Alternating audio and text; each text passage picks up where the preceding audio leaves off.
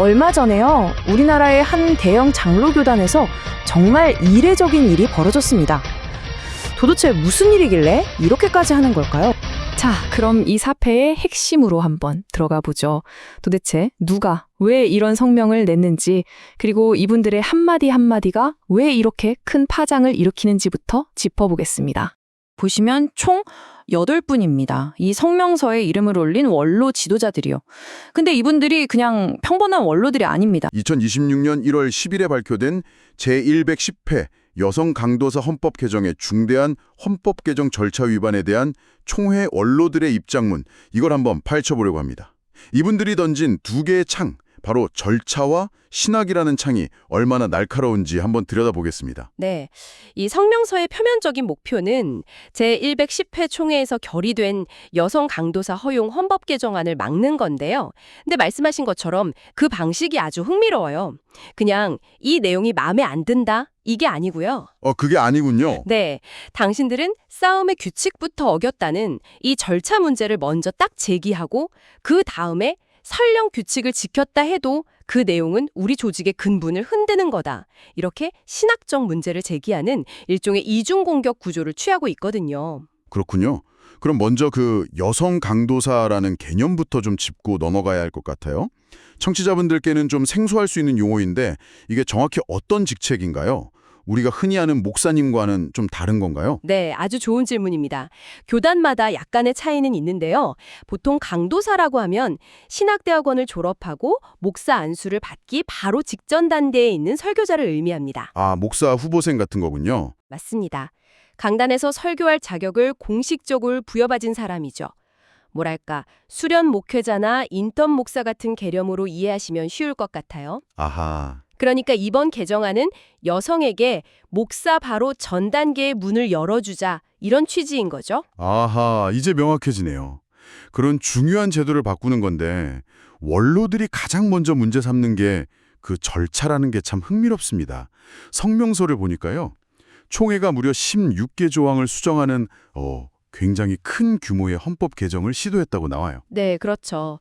그런데 이 과정에서 조항 하나하나를 심의하는 축조 심의는 물론이고 기본적인 찬반 토론조차 없었다고 주장을 하거든요. 아니, 이게 정말 가능한 일인가요? 원로들의 주장에 따르면 그렇다는 겁니다.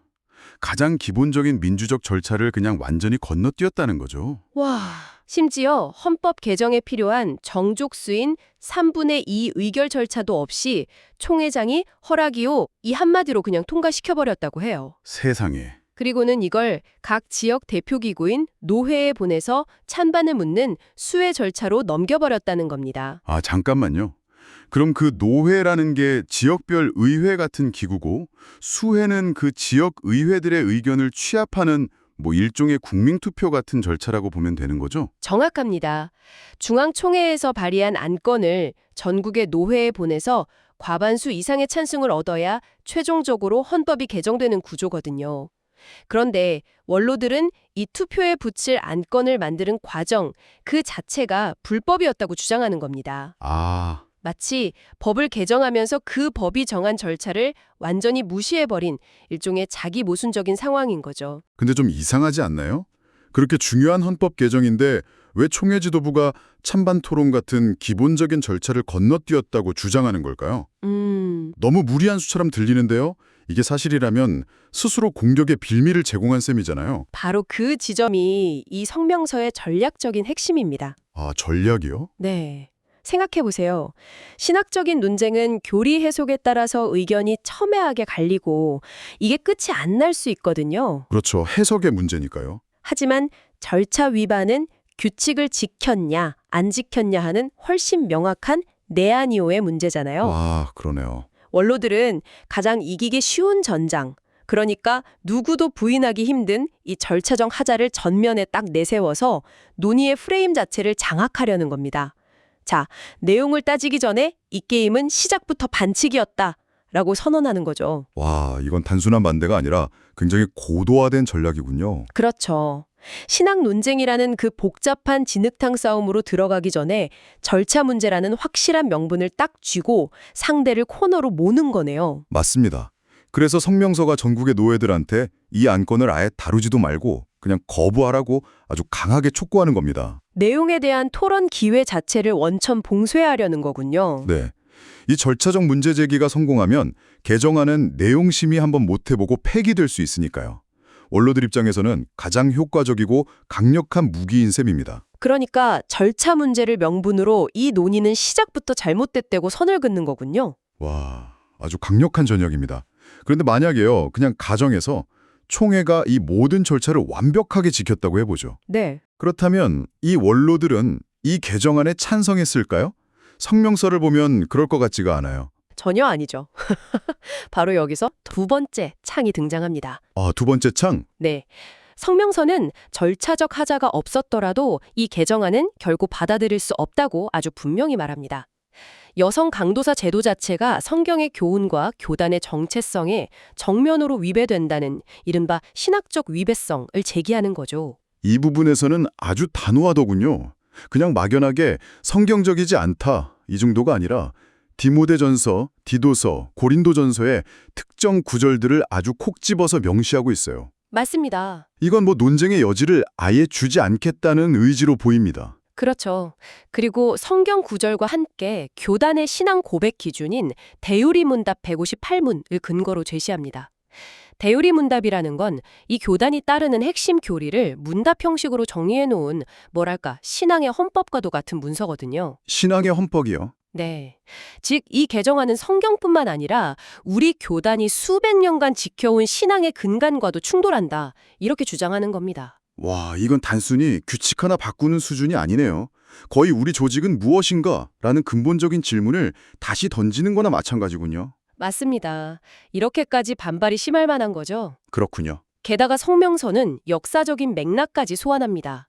이 교단이 1912년에 제1회 총회를 시작한 이래로 웨스트민스터 신앙고백과 대소요리 문답을 신앙의 뿌리로 삼아왔다는 그 정통성을 먼저 강조하고요. 네네.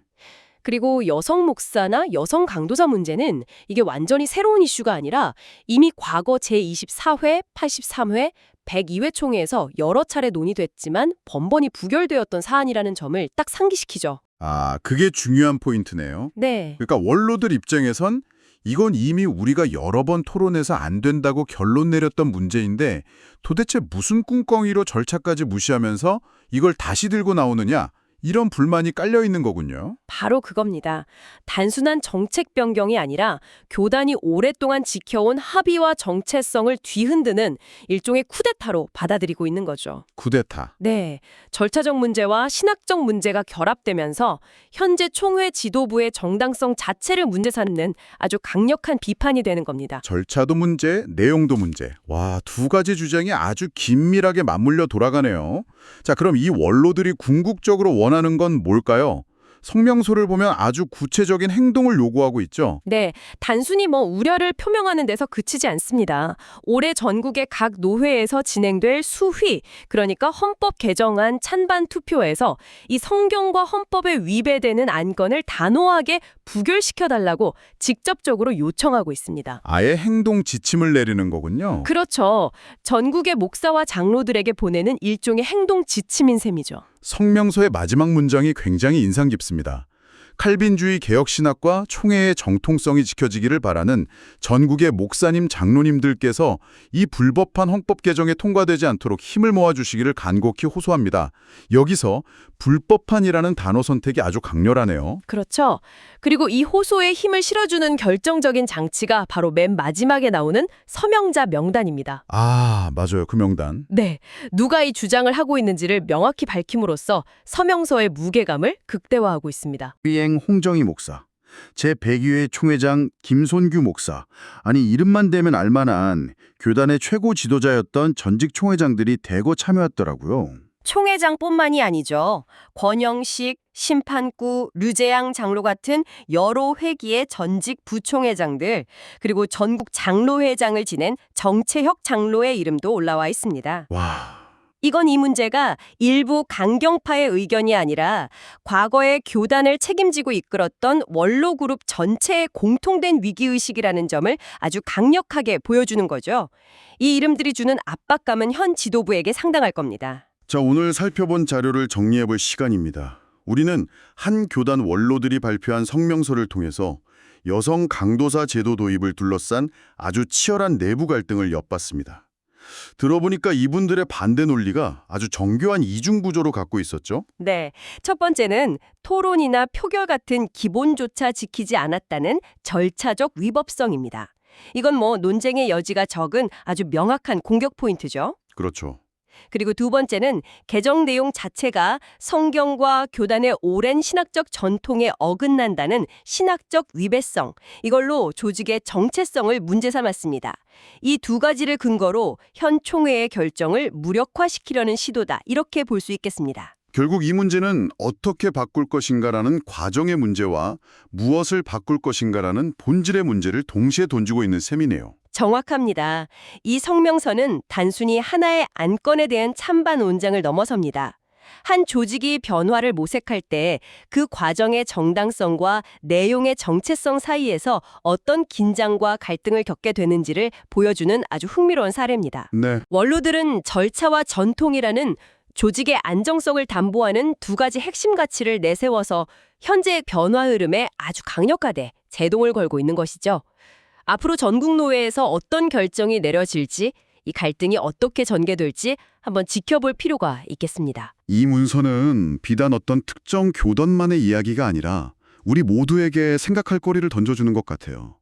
우리가 속한 회사든 단체든 어떤 조직이든 기존의 규칙을 바꾸려는 시도는 언제나 있기 마련이잖아요. 늘 있는 일이죠. 그럴 때 더 나은 목표를 위해서라면 절차를 약간 무시하거나 생략하는 것, 이게 과연 용납될 수 있을까요?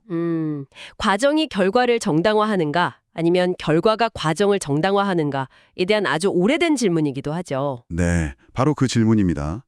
아무리 그 결과물이 좋아 보인다 하더라도 절차적 정당성이 훼손되었다면 그 결과는 아무 의미가 없는 것일까요?